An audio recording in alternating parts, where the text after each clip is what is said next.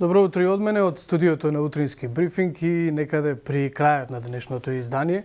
Разговараме со староновиот градоначалник на општина Шуто Ризари, господинот Курто Дудош. Добро утро.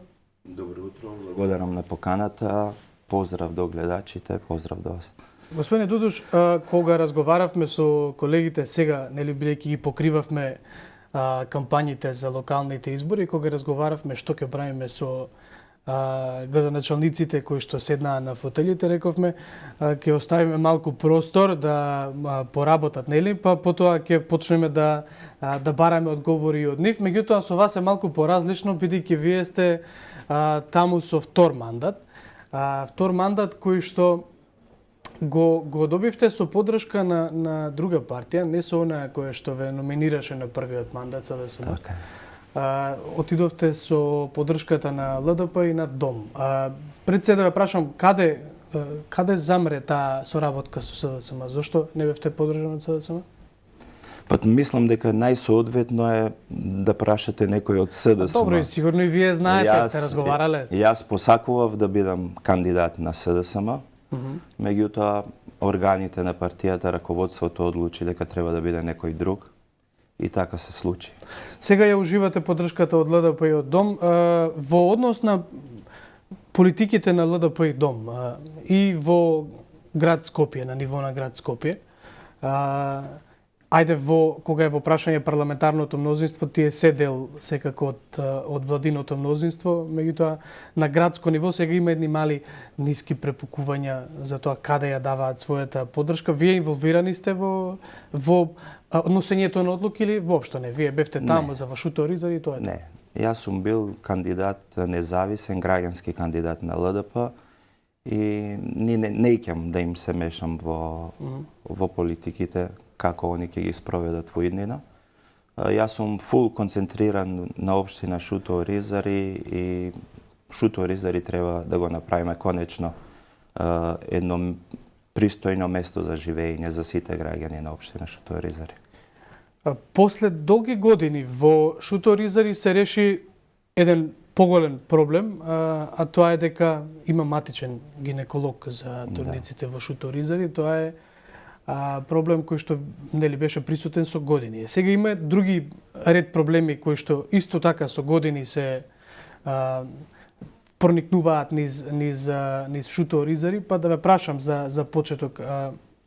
До каде се оние процеси на, можеби, еден од поважните проблеми, легализација на живеалиштата? Ние тоа го спроведуваме постојано во текот на целиот мој предходен мандат, продолжуваме и сега пред некои 2-3 дена постирав намерно на Facebook, на мојот профил, се со цел граѓаните да разберат дека процесот продолжува и ние никогаш не застанавме со легализации на објекти во мојата општина, така да нема ништо поразлично од претходниот мандат. Се си продолжува со исто темпо. Колку од прилика е легализирано Шуто Ризари? Па повеќе од 2000 легализации се дадени во претходниот мандат. Тоа би било некаде 85-90% од живеалиштата? Не има многу повеќе. Многу повеќе? Да. Ние имаме уште најмалку 2000 легализации за издавање. Кои што се во процес во моментот? Кои немаат комплетно документи, кои треба тек да дојдат. Има многу проблеми со кои се соочуваме. Поднесува во 2011 и од 2011 до денес се случија многу промени. Например, починат, па треба оставински постапки и такви некои процеси. Меѓутоа ги решаваме со тек на работење. Во вашите предвидени крупни проекти во однос на вториот мандат, Шуто Ризари граѓаните се жалат дека нема доволно вода, чиста вода за пиење, питка вода за пиење, бидејќи општината нема приклучок до градскиот водовод, меѓутоа што е оно што можеби вие го имате со вашиот тим како идеја за средување на тој проблем? Јас мислам дека имате погрешна информација. Шуто Ризари е градска општина. Тоа се поплаки на граѓаните всушност Не, кои не. во време на кампањата на локалните избори ги дава самите, тоа можеше да се види на Не, на немаше медиумите. такви. Во текот на целата кампања немаше. Значи, јас гарантирам дека 99% од нашата општина е комплетно со покриена чист- со водоводна мрежа. Така да не знам од кај такви информации. Со сигурност не е точно. Добро, вие пак за време на кампањата зборувавте за носење на нови дупови, Да, менување да, на инфраструктурата Да. на шуторизари. На тој поглед, каде сте? Што правите? Да, со оглед на тоа дека од постоење, од формирање на нашата општина нема донесено ниту еден детален план. Ние работиме интензивно на тоа и во моментот се донесени 2 блоковски дупа и дополнително се носат уште нови за територијата на цела општина. Значи се работи на секаде. Ние сме негде од прилика на 60% до завршување на сите детални урбанистички планови на територија на цела општина. Тоа подразбира прво нели цртање, па потоа донесување Не, на веќе има ажурирање на геодетски подлоги завршени и сето тоа.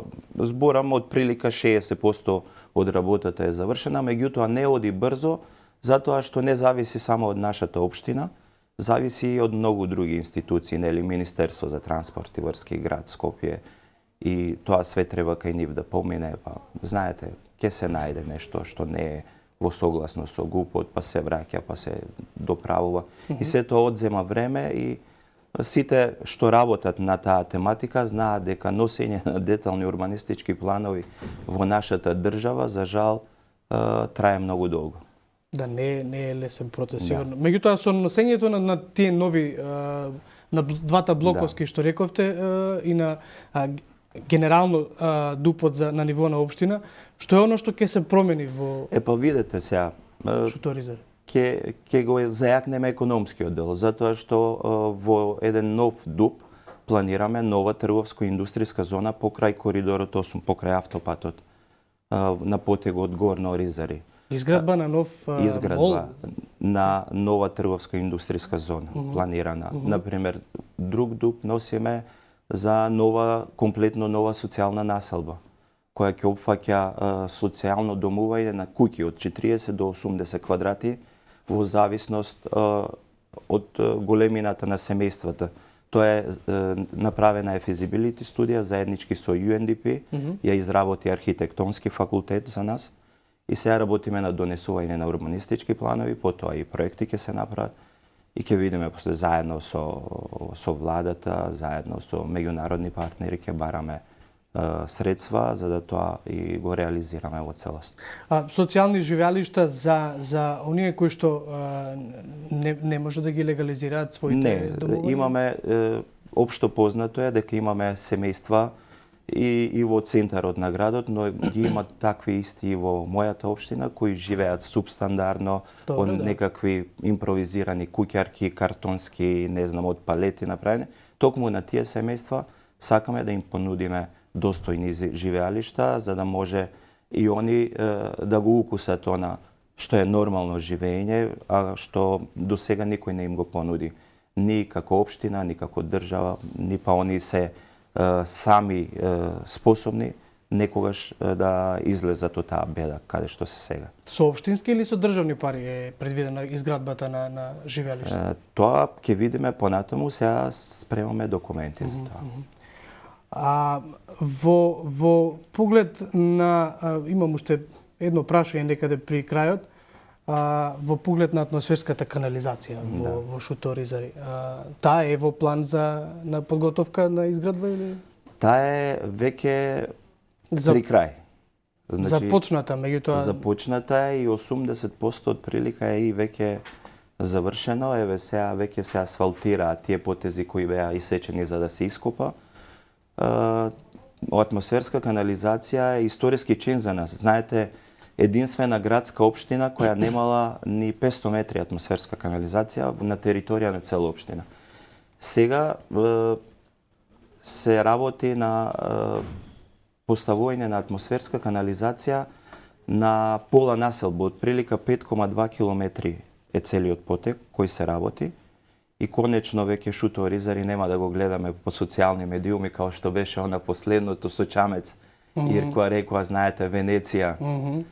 Тоа беше можеби неодговорно од сите претходни градоначалници кои не се зафатија со тој проблем. Меѓутоа ете сега конечно го решивме и конечно веќе Шутка нема да поплавува. Добро, градоначалниче, ќе ви се заблагодарам за овие 15 на 20 минути разговор. Благодарам на покана. Секако. Јас имам едно прашање, забележав вчера дека на Facebook објавивте на фотографија заедно со Максим Димитриевски, во описот под фотографијата напишавте иден председател на СДСМ и мандатар на нова влада. Ова Што сега треба политичко да прашање. Што треба, сепак вие објавивте таа фотографија. Не, видете, тоа е само чин на она што се случува во последно време. Так. Председателот Заев најверојатно конечно ќе си даде оставка и ја разговарам со многу мои поранешни колеги, со партици и сите повеќето од нив ја делат истата мисла дека треба некој иден председател и мандатар кој ќе биде препознатлив кај народот, кој ќе биде авторитет, победник и да не биде некој no-name донесен во Го препознавате партијата.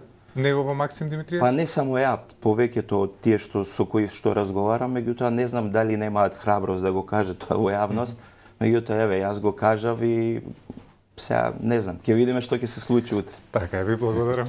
Да, ми се чини дека така малку се поддржуваат оние кои што беа од страна на СДСМ, барем ајде да наречам отфрлени, него не поддржани на локалните избори. Претпоставувам дека тоа е конекцијата со Максим Димитриевски. Види, ние сме сите другари. Ние заедно влеговме во собрание како пратеници и повеќето министри сега во влада што се и сите имаме некаква комуникација помеѓу нас. Не само со Максим. Сега ситуацијата доведе до тоа да ние бидеме кандидирани или како еве он независен, ја од друга партија. Меѓутоа комуникацијата се уште постои. Да, тој самиот рече дека всушност и статутот на СДСМ одлучува дека Максим Димитриевски е надвор од партијата. Вие сте надвор од СДСМ? Мене се уште никој не ми се јави да ми каже дека сум надвори. А се уште сте во имам... ЛДП или не сте во ЛДП? Не сум. Не сте во ЛДП. Немам членска од ЛДП. Така. Ја имам членска од СДСМ, СДСМ. затоа Да. велам. Да. Значи, се уште сте таму член. Најверојатно. Ќе одите на овој конгресот кога ќе се бира Ако ме нов повикаат, председател. ќе одам. Така, да. сигурно. Ви благодарам уште еднаш. Нема проблем.